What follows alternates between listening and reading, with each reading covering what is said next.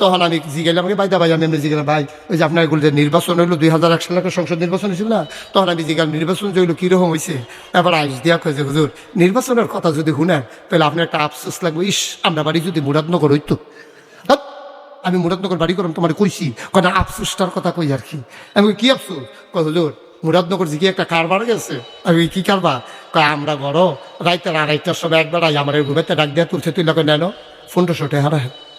তা আমি এত রাইতে 1500 টাকা আমি কি তোমার কাছে টেহা পাই? কয় না। কিছু কিনবা? কয় না। তো টেহা দিছি কিতা? কয় ইয়া আপনার তো খবর নাই আমরা এলাকায় প্রতি বুটের দাম উঠছে 500 টাকা, তা আপনার ঘরে 3 বুট 3 5 1500 টাকা রাখেন।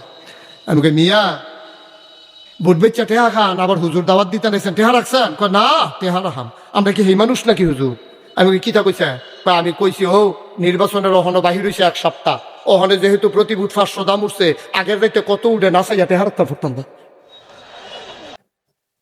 নাউজুবিল্লাহ। আসতে না কইবে বাংলাদেশ গরুর মাথা বেচা হয় 5,000 টাকা, গরুর মাথা বেচা হয় 5,000 টাকা, খাসির মাথা বেচা হয় 1,000 টাকা, আর বাংলাদেশে নির্বাচনের আগে মানুষের মাথা বেচা হয় 500 টাকা।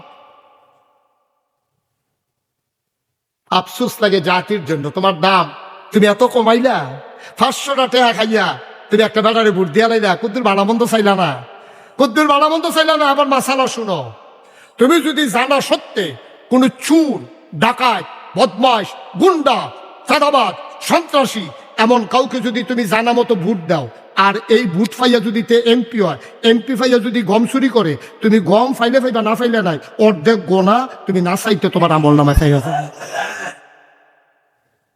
ঠিক নিও, কারণ মাছ ধরুনার যেইবা দুলারা হুন্নারও তুমি ভোট দিয়ে হঠাৎ ফাঁস করেছো, এবার ফাঁস করছে, তুমি ভোট না দিলে তার এবার চুরির লাইনটা পায় না।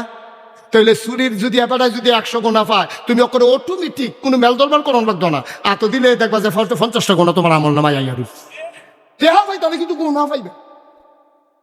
সুতরাং খুব সাবধান, চিন্তা করবেন যে 10 জন প্রার্থী যদি দেবীর দ্বার দাঁড়ায়, এই 10 জনের ভিতরে কোন মানুষটা নেককার, কোন মানুষটা ফরহেজগার, কোন মানুষটা চুরি করবে না, কোন মানুষটা ডাকাতি করবে না, কোন মানুষটা সন্ত্রাস করবে না, কোন মানুষটা গম চুরি করবে না, এটা দেখার দায়িত্ব আপনার। আপনার দেবীর দ্বারে কে ভালো মানুষ আমি জানি না, আপনি তো জানেন।